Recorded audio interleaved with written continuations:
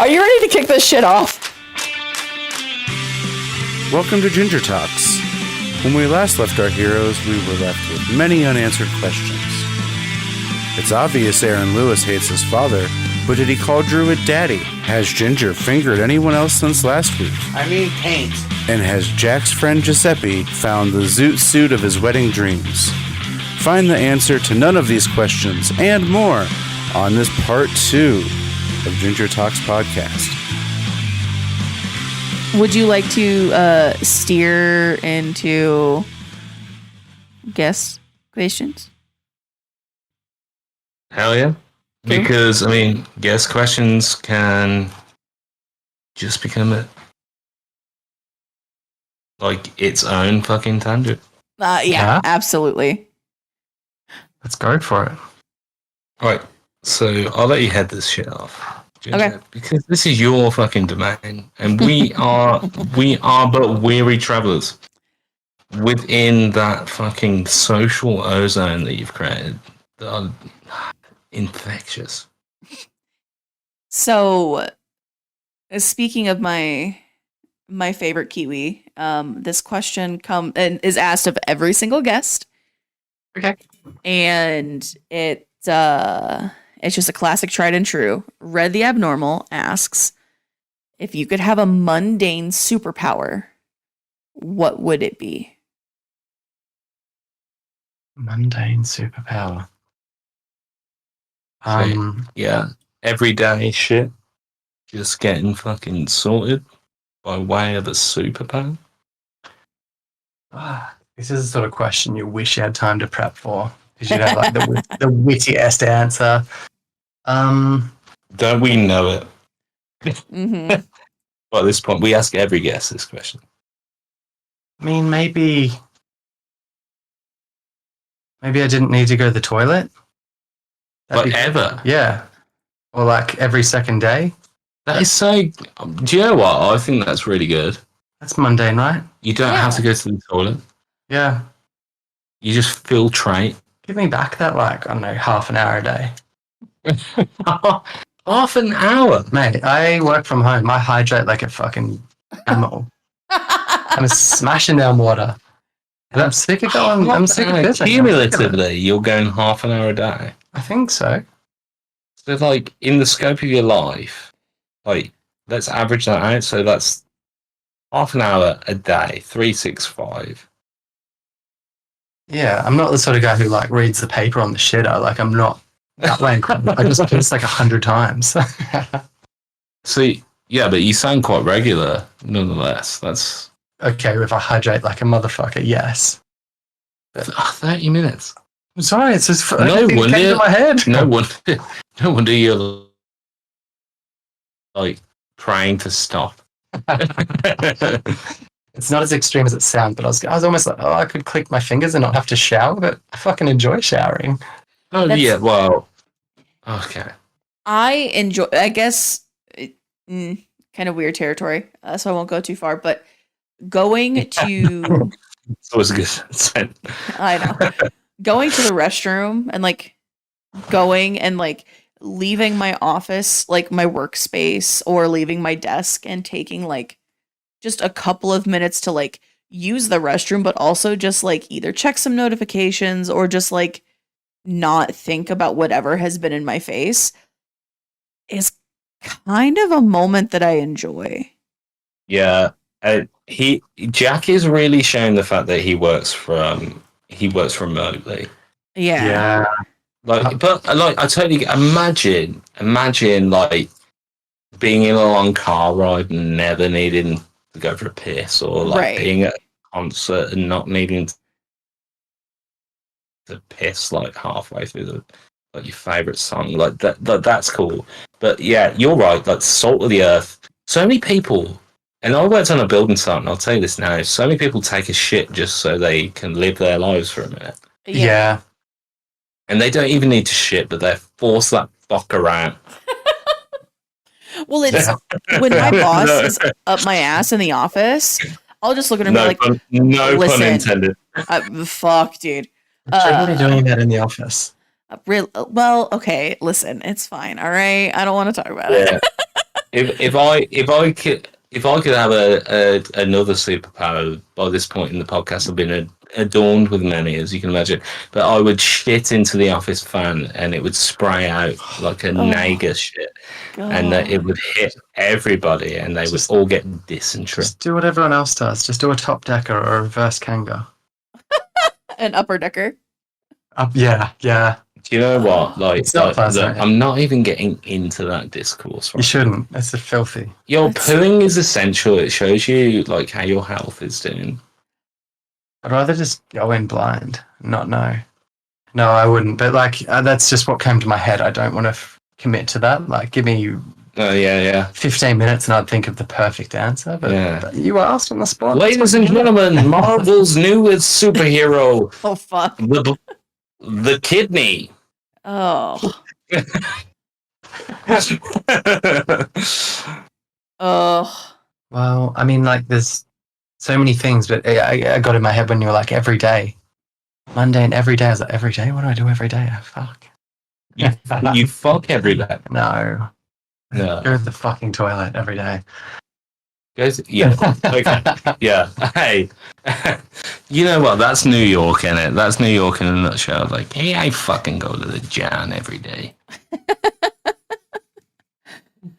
You know what I mean? I go to the Jan. I have a dollar slice, and I go to the fucking John. I'm fucking everybody in this city. A dollar slice, and I go to the fucking John. I ride the subway.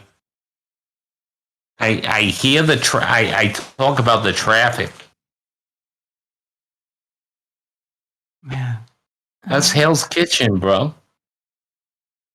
And then California, they're like, yeah, am I a valley girl, huh?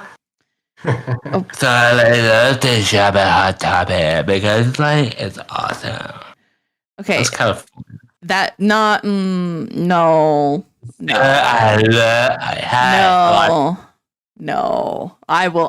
That is turbulent. No. I've never met a single Californian who was that bad. Yeah. I'm not doing like Fred Armisen doing California. Sir. I'm going down the tour, and I no way. Oh man! All right. Listen, I'm gonna pull up here. Hey, but in New York's alright if you like saxophones. Oh my god. So nope. E-break. Drop of the parachutes. We're going. Andy asks. I love you, Druid. Andy asks, according to Druid, you're a spirited traveler. We've talked about this, but we didn't actually talk about what was your favorite place that you've been to.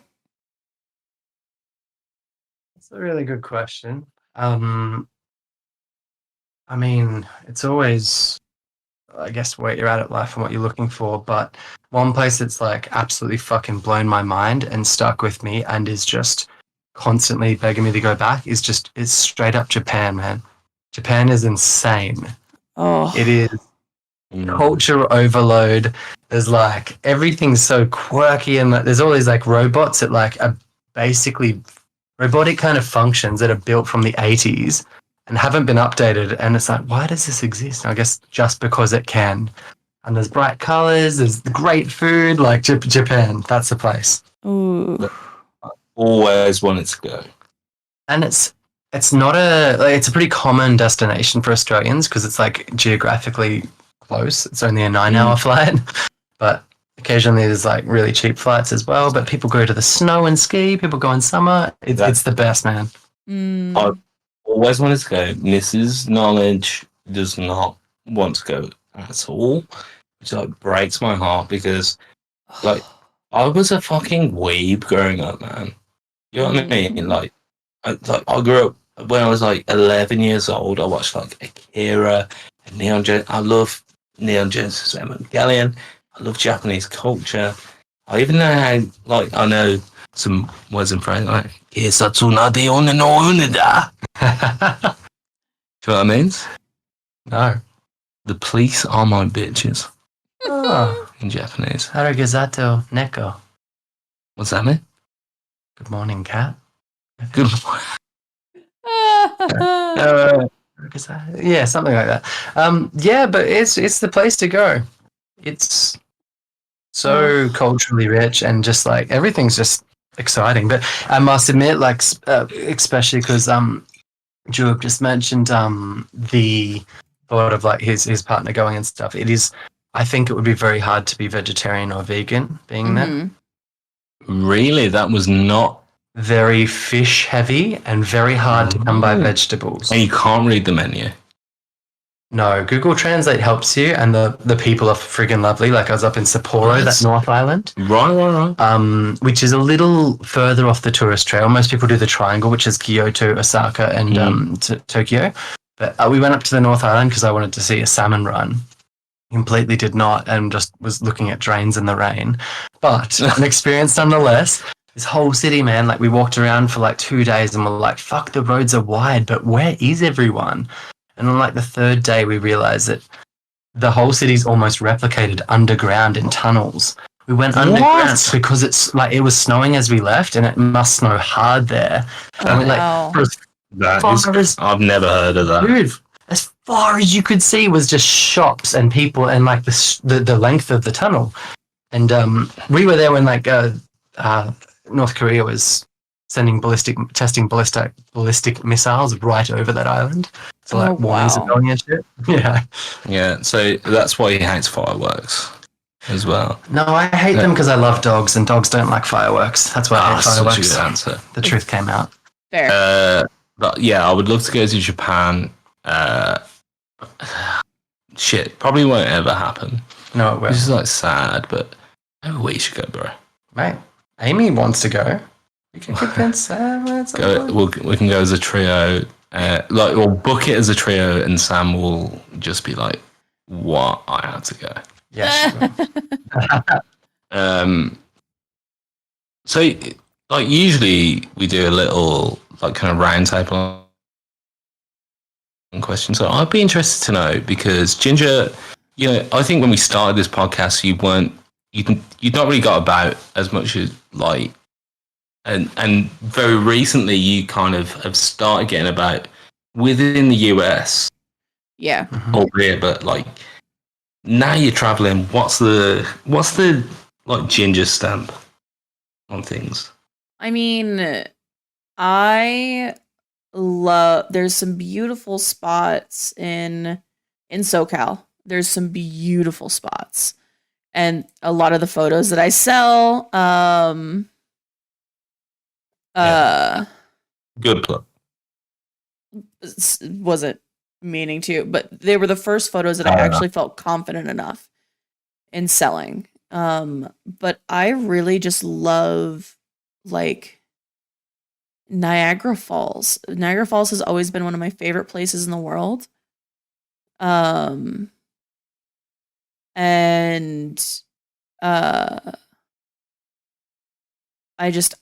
love staying out of the touristy areas and just the areas around it are just beautiful, especially on the Canadian side. Oh gosh. I'd love to go to Canada. But you're so right, like getting out of the touristy side, it's just Jack, even hearing what you said, like, you're saying outside of the triangle and you're telling us about that Japanese like island, and like I've never even read an article about that, and you would have assumed that you would have heard about a place with like an underground city element. It's very geographically close to Russia, and you could kind of see it, which is cool. That is cool.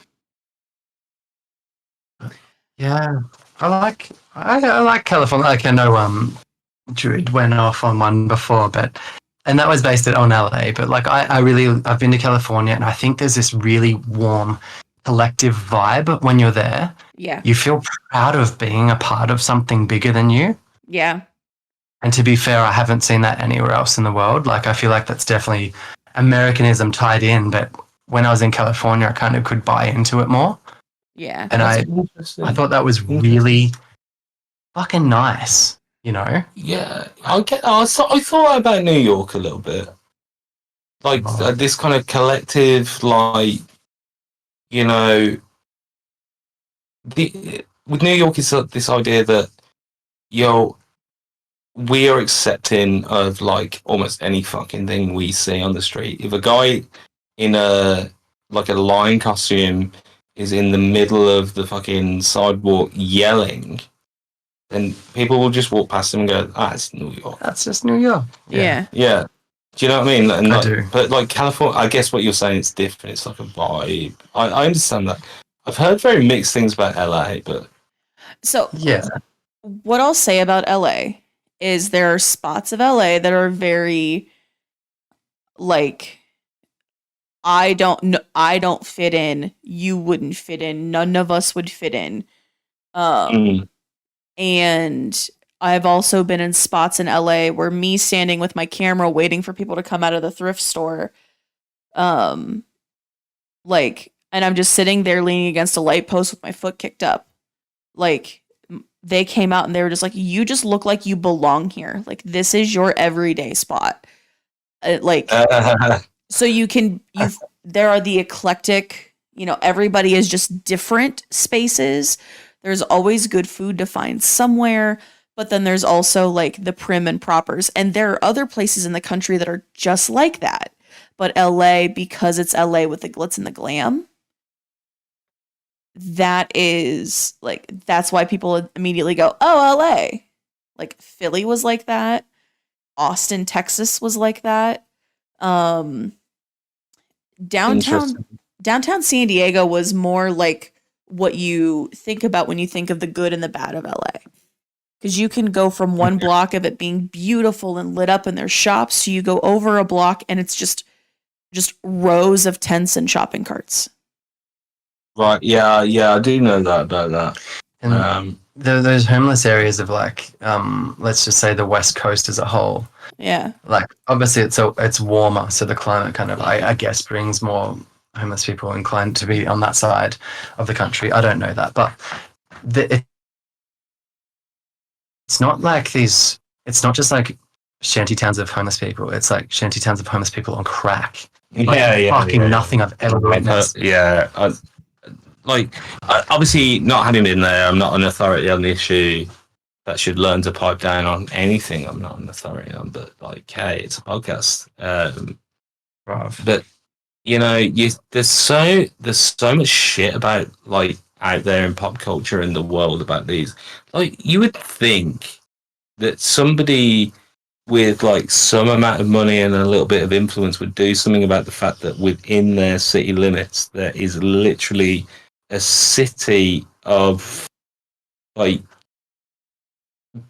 kind of without any sense of plenty within their like limits. It's absolutely crazy. It's so complicated because here half of those people that live in those tent cities have jobs. They have jobs, yeah. And they do all these things. But because of everything going on, they can't get they can't get into a home. They can't get into something. Like, having been homeless myself and trying to make sure that I still had insurance on my car, like putting down someone else's address and going and picking up my insurance card for my car, like, it was like, that is such a debilitating feeling. And so now when you do a really deep, in-depth background check on me, his house shows up as a previous address of mine, even though I didn't live there. All right. Yeah. Like, that's obviously this is a monumental, huge issue, but like, you know what the biggest fucking missed opportunity was, in my opinion? Mm-hmm. We had a global pandemic, right? Mm-hmm. Everything fucking shut down. People weren't going to work. We just had this pause period. That was a system. That was a chance to fix so many of the broken, outdated, at least government systems of like how to get your registration, how to get your car license, because you know how you post it by the mail to this place and you go visit that one in person. if they had have like literally got a few, it could have been done. That was the period where things stopped and you can fix it. But no one was ready. But here's the thing, right? Is that all it did was allow people to realise that you didn't have to do things in person. Which is probably a step forward still. In a way, this podcast wouldn't exist without the pandemic. That is Yes. 100%. But it is sad being homeless and like having to go to your library to be online if that's the way everything functions as well. Yeah, that's right. We take so much for granted. 100%. It drives people crazy how grateful that I sound and how much I thank people and how much I tell them that I love them and I appreciate them. But like, I was negative $1,000 in my bank account, moving out of an apartment on my birthday months before the pandemic was widely accepted here in the United States as being a thing. And I got COVID while I didn't have a roof of my own. And instead of going to my family and saying, hey, I could use some help, I was bound and determined to prove to them that I could do it. I could figure the shit out on my own. I didn't need them. But also, like, streaming and creating content got me out of almost every single cent of debt that I had. It's given me a crazy new purpose and a feeling of direction. And so, like, when I tell people, no, I appreciate you. Thank you. Thank you for what you do for me. Thank you for being an ear. Thank you for coming and hanging out. It comes from that place of, it wasn't my lowest low, but it was pretty goddamn close. And I live in an area that didn't shut down during the pandemic. Oh, okay. That kind of... I didn't even know that was a thing, right? So they shut a lot of things down, but they didn't shut everything down. I was going to... When I finally had a roof and I was starting to kind of get back up on my feet, I was going to watch drag shows live and in person where masks were not required. That's so crazy. As like a political thing? Yeah. Or just like, okay. Wow. So like, it's like, there's so many layers to the pandemic for me that, like, was it horrible? Absolutely. Did a lot of really shitty things come out of it? Absolutely. But I made something shitty into something pretty fucking cool. So we've got so much to celebrate from it. Like, as I say, we wouldn't have this. And like, honestly, like, I fucking love doing it. Yes. 2 years in the pocket. Mm-hmm. I can't wait to revisit a question about favorite place I visited, and then I get all sorts of shit for not saying Birmingham, UK. Yeah. So, Jack, for the further context, Ginger is coming at some point. To meet as well. As a the people on a charity fundraiser have demanded it. Yeah. At some point. But yeah, it's always good. Like, it's funny. Like, the more people we have on, like, we've got a little cast of characters for it to catch up with when she gets here, which is even better. Gonna be insane. Like, oh my god. Oh. I'm here for it. I'm ready. So, Andy, thanks for the question. Big old tangents there. Let's go. I will say, all right, I've got one here. Okay.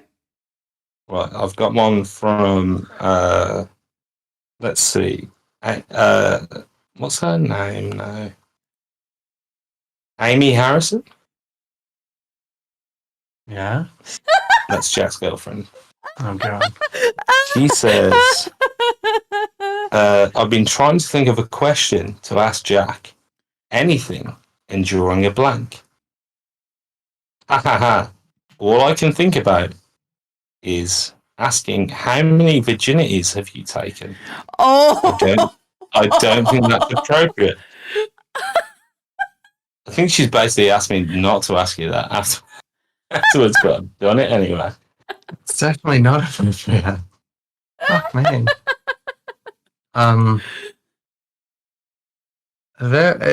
Life happens in interesting ways. All right, I'm You going to answer this dog. question. I'm going to answer this. That was his girlfriend. That's that. I'm going to say like only one virginity has been taken today, and that's your podcast with like virginity. In fact, I can't believe I asked you that. Thank you. So moving Correct. quickly on, Amy, that is terrible. Podcast virginity lost. Yeah, possible podcast virginity. So I'll swivel to this. Tom, a friend of ours, Tom, has asked. Let's see. How does the domesticated modern man, let's change that to person, Tom, get with the times. How does the domesticated modern person balance all of life's pressures? What should one prioritize? So thank you, Tom, for that question. Very deep question. How do you balance all of life's pressures? Except for like wanking all the time. Yeah, I gotta find that release, boy. So how to deal with it? I guess you just an expression that my mum kind of drilled into me when I was young, and I've always held on to was the saying "everything in moderation." Okay. And I genuinely think that it does apply to a lot of things. Like it's like obviously I'm not talking about like heroin or something, but it's a case of everything in moderation. I have a good good balance of things. Have a good perspective. Like don't go too deep into like I don't know career shit or keep that social life active and healthy and like surround yourself with good people. Like I there's nothing to really say here beyond just like try to see the positives and have a good time. That's a good answer. Yeah. Like, without repeating everything we've always heard in our lives, that's probably just the way to approach each day. I think I would give this piece of sagely advice. If you're ever out there and you feel like a furnace burning with viewpoints and ideas, and you're spewing them into all the kind of wrong social orifices, or orify, as I like to call them in plural, start a long-form talk podcast with someone on the other side of the world, and you'll gain a perspective that you never, ever do possible. And then you'll also be great at parties as a result. Wait. Like I know we've talked about like I know Ginger's mentioned there's a lot of like content creators and like you as an artist, like a musician yourself. Like I just think you can't overlook any type of art like that because you're giving back. You're leaving like not so much a legacy, but you're leaving a print on the world, and and people get to benefit from that. They don't have to, but they can. And that's nice. The funny thing is, as someone that has been making music for a long time, like what you have to learn when you don't get massive measures of success is that you have to learn. And this is the knowledge I would impart is that rather than expecting other people to get what you're about when you're being creative, learn to love the craft and learn to love the aspect of it that I'm harnessing a level of self-expression here that goes beyond anything that I can explain with words. And learn that process as being a part of yourself that you can share it with the world and become successful from it. But ultimately, even if you don't get that recognition, you need to learn that the process is something that you enjoy and that there is something that you are getting out of, from putting your thoughts and your imagination to something that tangible, because then you listen to that piece of concrete and it helps you understand the abstract within. Yeah. And it's you should never tell anyone what it means in full, because when you show somebody that thing, they interpret it in a different way, and you realize that there's facets to everything you think, and actually, like, we're not as closed off and misunderstood as we think, because someone can interpret something that I've done in a certain way that I would never understand, but that I always said that thing. There's a phenomenology, that's the word from it, and a level of experience in everything that you do. And then you get that thing, you hear that, like, alternative interpretation, and you hear that and you go, like, well, actually, like, ideas are fluid and experience is fluid, and it's like a shared thing. Sure, there's that element. Learn to love the process, learn to love to know yourself through creativity, but then learn to love it even more, even by sharing it with, like, a couple of friends and, like, hearing what they think, and just, like, bask in the fact that you can make something in your mind and your heart concrete, and then people can unpick it and help you understand yourself better as a result. It's way deeper than I ever intended to go, but there's an element of vulnerability in that, and I respect it so much.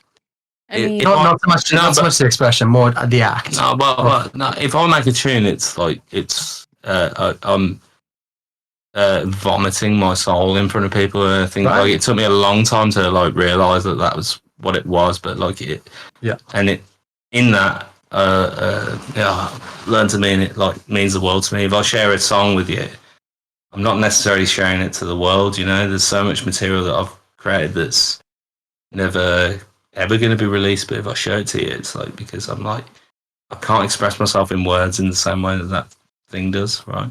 And that's very pretentious and very outward, but there you go. Not what anyone is like asking for. Please carry on. I'll sit in the corner. I'll twirl my mustache on that one. People know that I can be very introspective, and I can I can say words in an order that just sounds really good. I mean, I can be very deep and very philosophical, but not in some classical way. And just, I fucking get it. And like, I'm a person who something that I struggle with, and really it's the last few weeks have been worse, where I won't share my burden with others, even though I carry a lot of weight. But it's at the end of every YouTube video that I do, and every stream, I remind people to be good to yourselves and be good to others. Because if you can be kind to yourself and be good to yourself, then what you do for others just shines even brighter. It's even more impactful. And whether you positively impact one person or you positively impact millions, a positive impact is a positive impact. And I say this quote all the time, but a man's reach should exceed his grasp. And that's that influence. Yeah. A man's reach should exceed his grasp.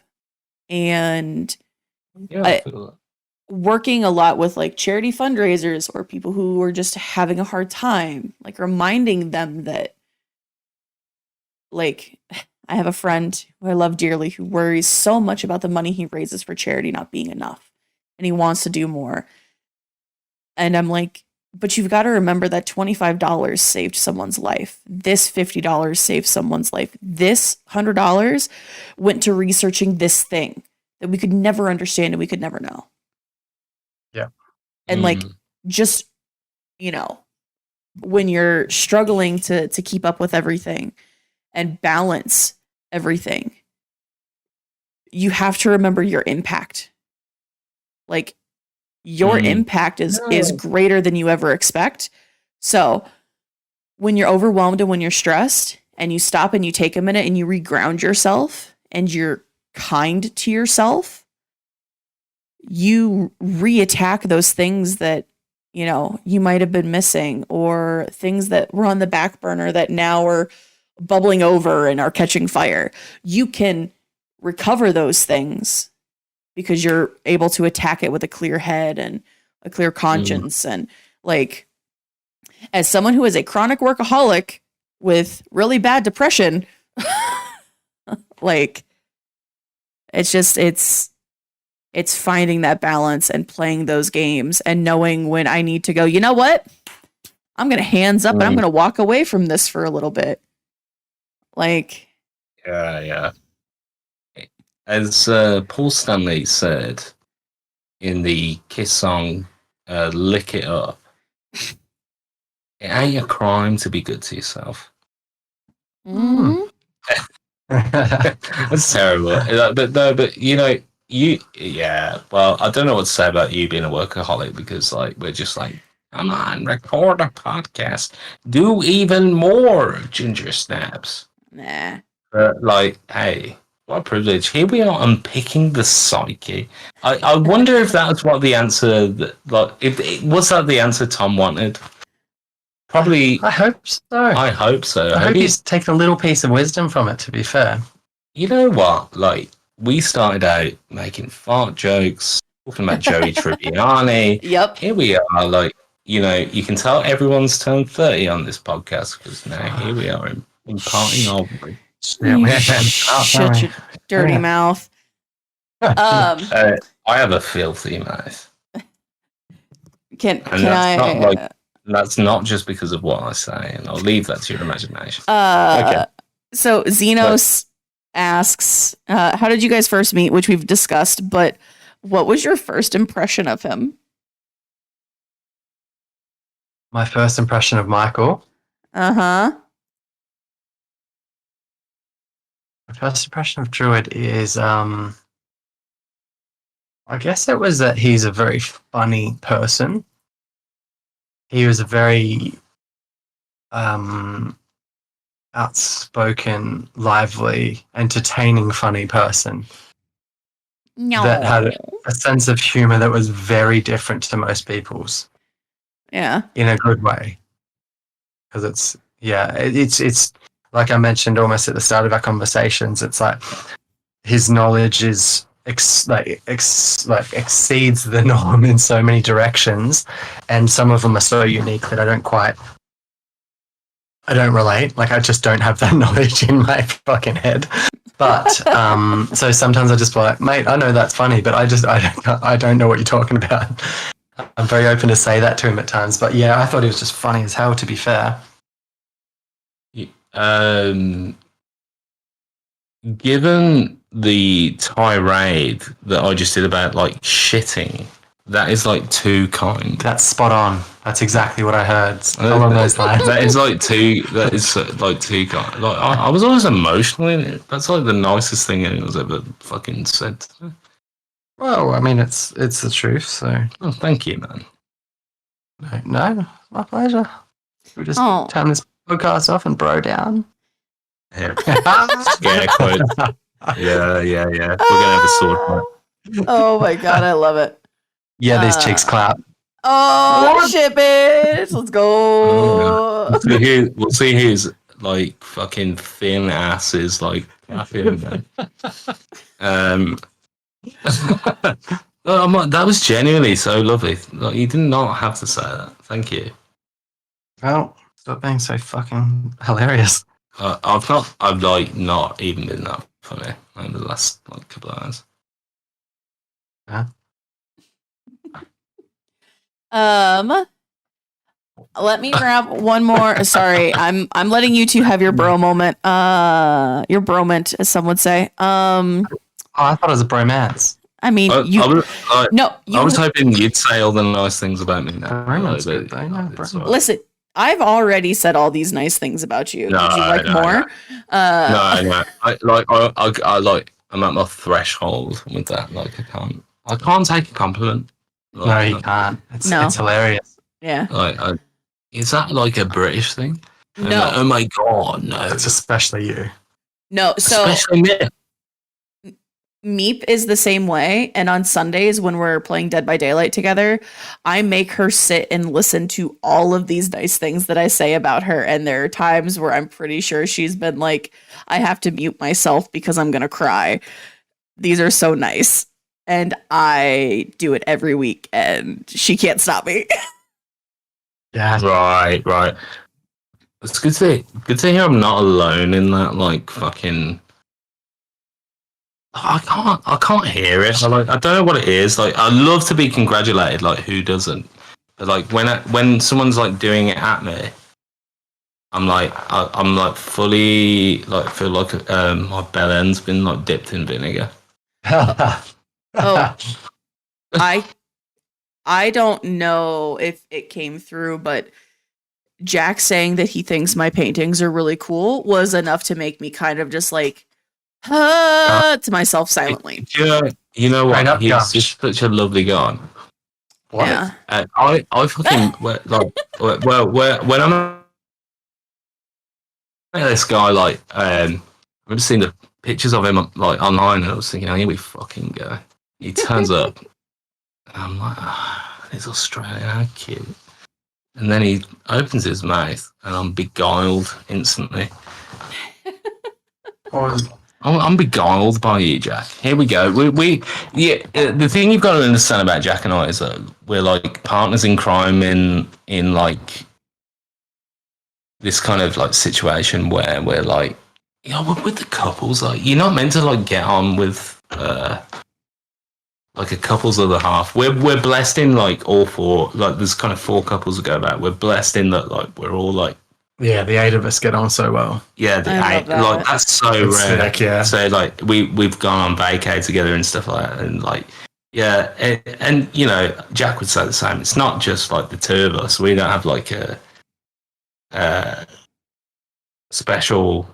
What we do? It's special. Come on, we don't. We're not like secret society exclusive. No, like that's the thing. Everyone everyone. gets on so well. It's just to the point where like I'm the newest addition by far to the crew, and my missus had COVID, and I still went to the trip to Marseille with everyone else. Yeah, he came to France. He came to France even though she didn't, and that was it. That solidified it. But I also want to put it out there too that my girlfriend did tell me there's nothing I could do for her and I should go, so I did.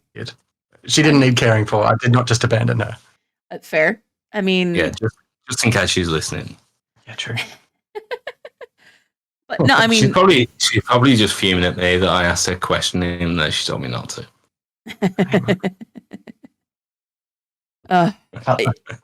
no, I love that. Like, just a group that is just so tight knit, and there's no weird distrust or, you know, just that kind of shit makes me so fucking happy to just hear like my friends have groups of people like that in their lives, and that just makes me it's kind of special, right? It's kind of it's super cool. That's it. I wouldn't settle for anything less. Like, I'm on the other side of the world, but I'm like, if it weren't as good as it was, I wouldn't just pretend it is and deal with it. You know, it's like we're at that age where it's like, yeah, you surround yourself by quality people, and every time you're like, I don't know, not working, or you are on a holiday, or you're with friends, like, it has to count, because it's slowly becoming like more and more valuable.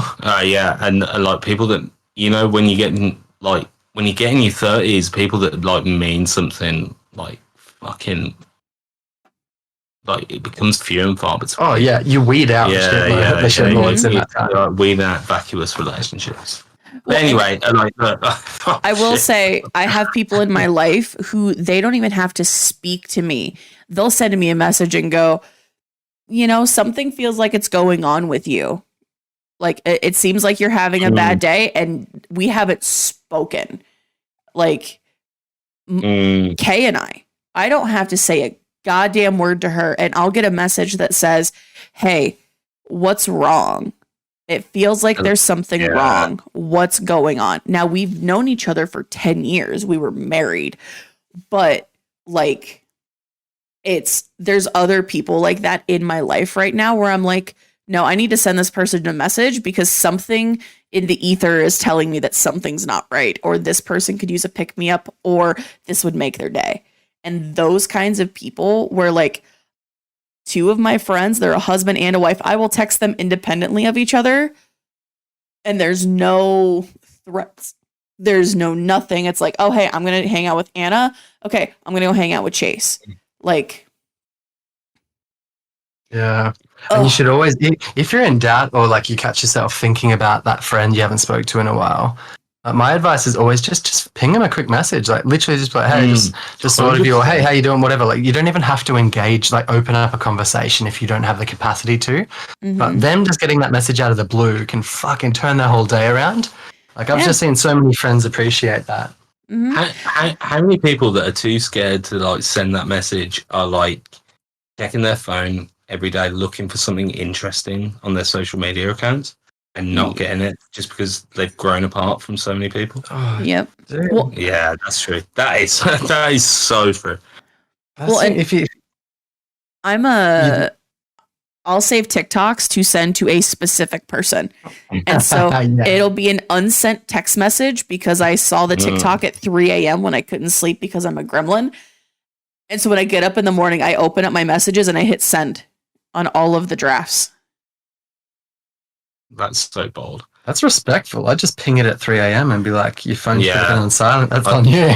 Well, I think half the people know that like I've ever known just think I'm like fucking unhinged. Like, let's not worry about it. Now, the people I DM directly on TikTok, like I send them directly, like the TikTok's direct. I don't like text it to them.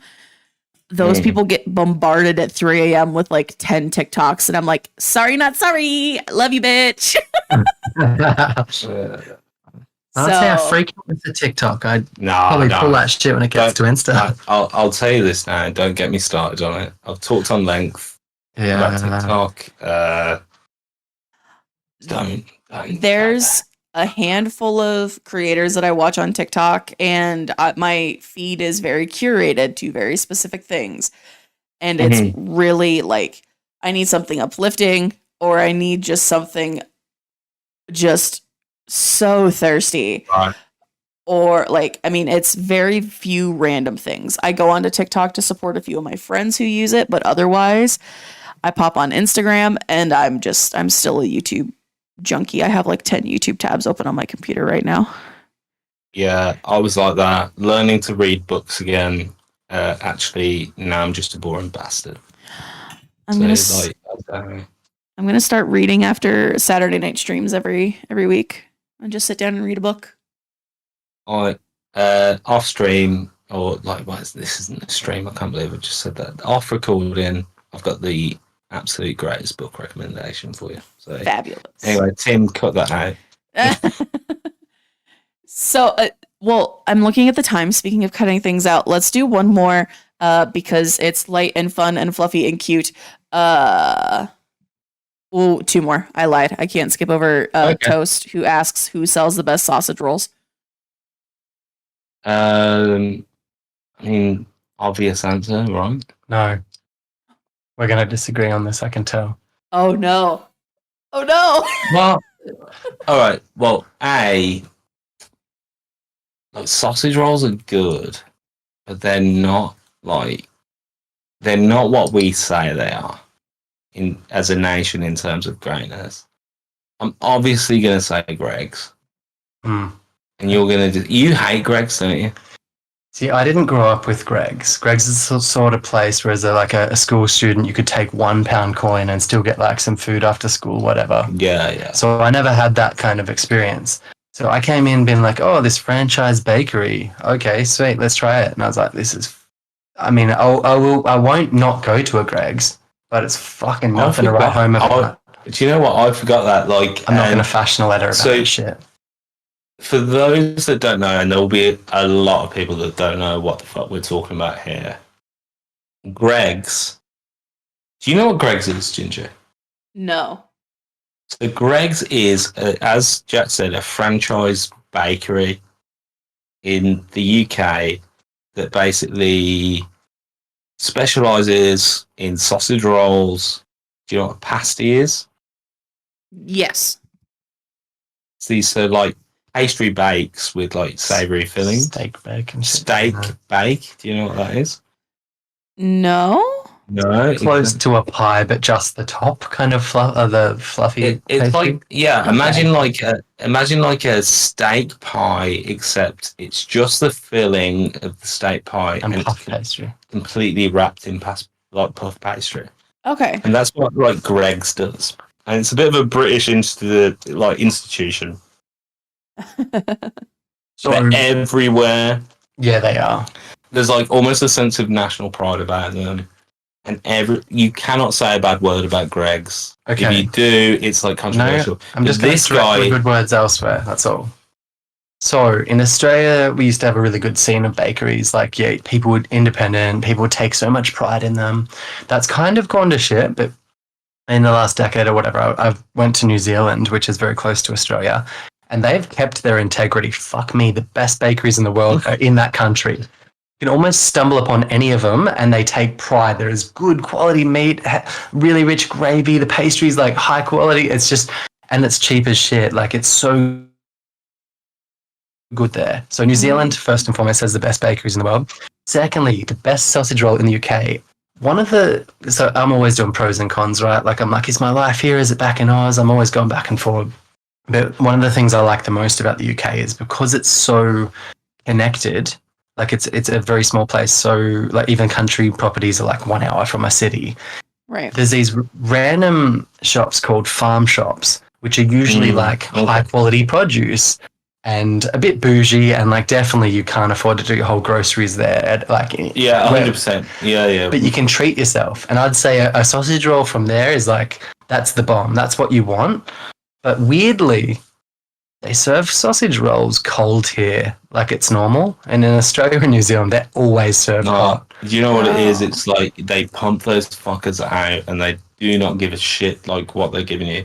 Greg's for me has to be, they do the vegan sausage roll, and I don't eat sausages anymore, so it's got to be Greg's. Yeah, they upped their game on the vegan front. The vegan front, the like vegetarian, the stuff at Greg's, unparalleled in that respect. So, this got more in depth than anyone cared to know. You heard like a farm shops are life. Like a global debate on like a very British. No, that's great. It's the best comparison I have here is like gas station pizza. Oh, okay. Yeah. No, absolutely true. Because you have places like the chain Casey's, where I worked at a Casey's for a little bit.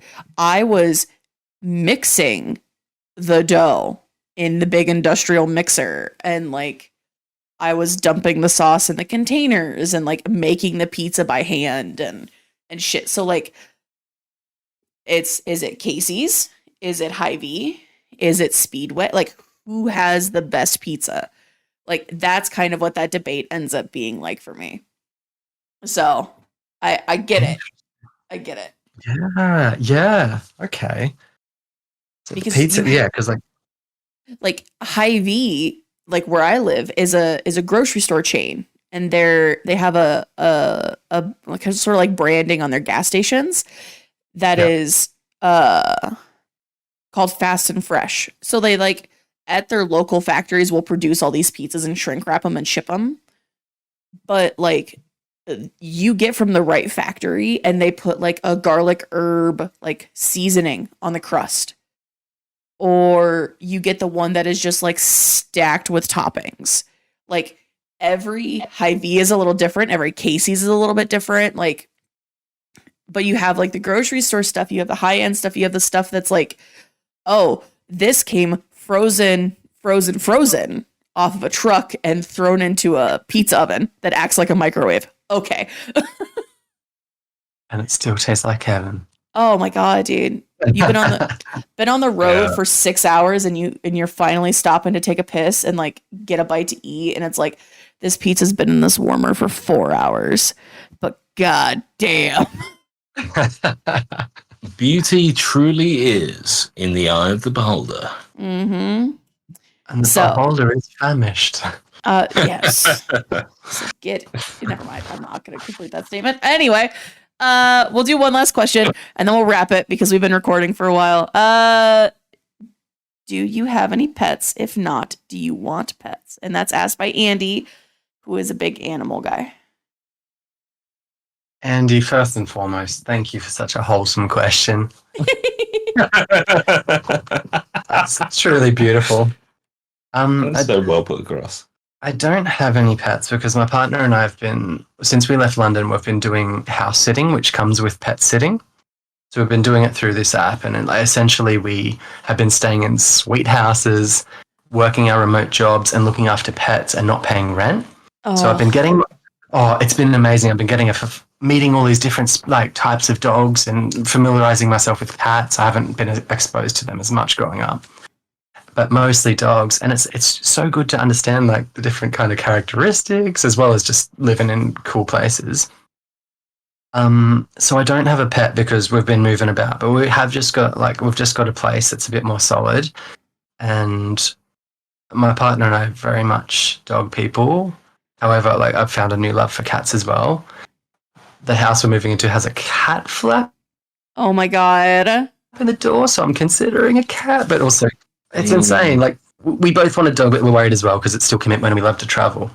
Yeah, Mhm. that's why we like. Obviously, Sam is so dog centric, but we're not getting a dog because it's just like you've got to worry about the dog all the time. Like, so obviously, I've got a dog at my parents' house who's appeared on the podcast. But Yeah. but like we've got next door's cat comes in to the house quite Yes. often. I So we're love like, when neighbours' cats come in your house. I love it. one So time punchy. we've got like a sunroom on the back of the house, and like so the roof of the sunroom like is by my bedroom window, and I was really like fucked up one like probably after a podcast recording, funny enough, in the morning, and I had the window open. I was enjoying a bit of fresh air, and I was like moulding away in bed, and I shat myself because the cat jumped in onto my bed through the bedroom window, and landed like on my face. Oh my god. So like, yeah, a bit of a like dog person by proxy because of Mrs. Knowledge, but like. Yeah, I think if we were going to get a pet, we'd get a cat at this point. Yeah. I think if I were to get a pet in this current point in my life, it would be a cat. Like, Please call it Druid. You'd have to. You'd have to. Druid, like, come back. I got big keys. We're so independent. Yeah. Like licking his crotch, and he's like, he does that on the podcast so often. God damn it. Yeah. Like my partner's life, like her dream is to have a donkey. So at some point in my life, we're going to have a pet donkey. Like we genuinely will. That's so cool. But Fuck our yeah. great debate is I want a cute puppy and I want it to be like, oh, the beautiful, like, I don't know, golden Labrador, whatever it might be. I also want a Dalmatian, but no one agrees with me on that. But she's just all rescue dogs. She's like, how dare you? It's like, consider that we're rescuing a dog. And Yeah, it's politics. Yeah. I mean, But- I understand getting a dog that's been bred for like allergies or very specific things. I 100% get that. Like, those animals are going to get bred either way. So, like, do it as ethically as you can. But also, I love rescue doggos. That's it. I'm a little concerned though. Like you grab this thing and it's lasts like 4 years. You fall in love with it and you just pay vet bills until it fucking dies. Right. It leaves you forever alone. We got I a love dogs. 6-year-old rescue, still going strong. Changed her life, and she is. I don't know. I'm so weird. She is just the loveliest thing, and just couldn't have imagined like being in that house with that, like the gratitude, the loyalty, and the love that still get every time I see her is just like unparalleled. So I Yeah. would like fight for that. Yeah. If you wanna get your pets bred, get a duck. A duck. God Yeah, damn they it. love. No, man, They love bread. my friend had a pet duck, and it was all good in theory, but like it shat everywhere, all through his house. It would shit all the time, like ducks shit constantly. Chat. Shat.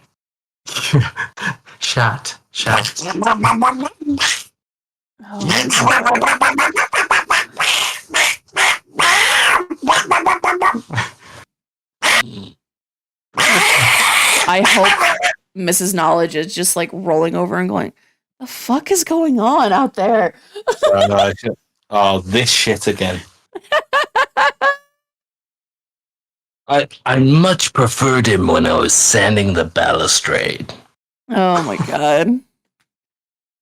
Well, on that On that oh one. gosh. Oh, on that wild note, Jack, thank you so much. I had an absolute blast getting to talk to you and getting to know you. Likewise, it's been an absolute pleasure. Thanks for having me. Of course. Yeah, thank you for like heeding the call like a couple of days ago. Who knows? Might not be the last time. Hey.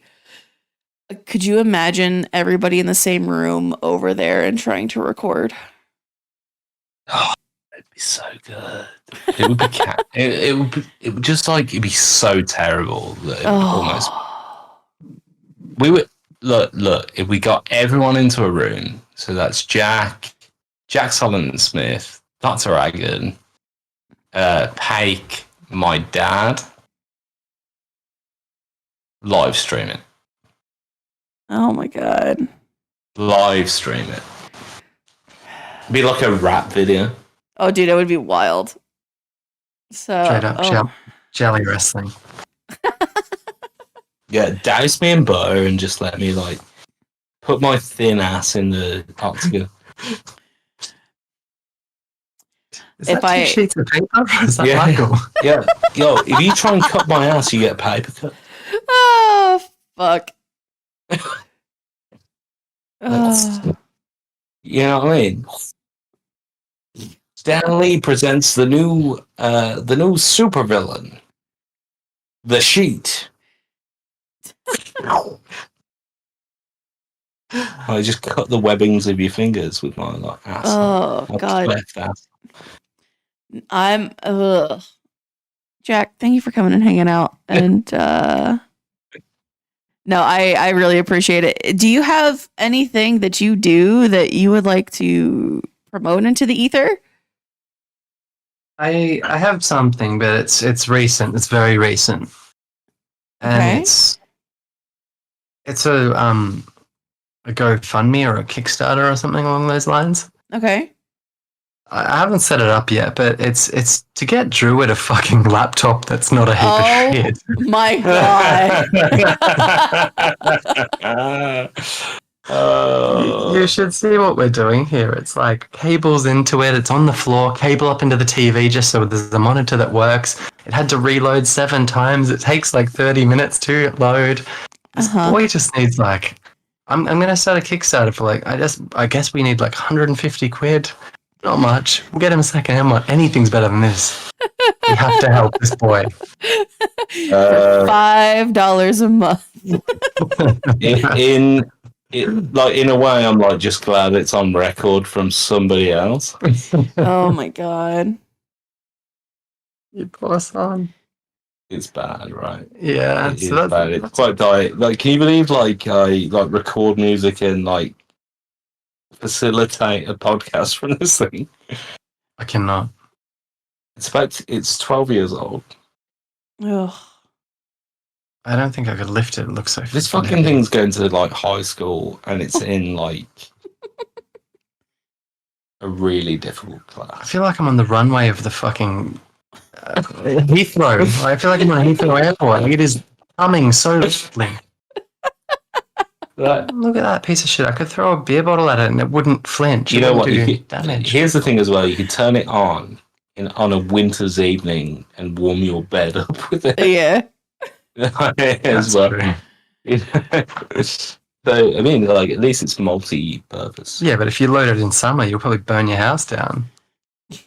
Well, we will see next time on Ginger Talks.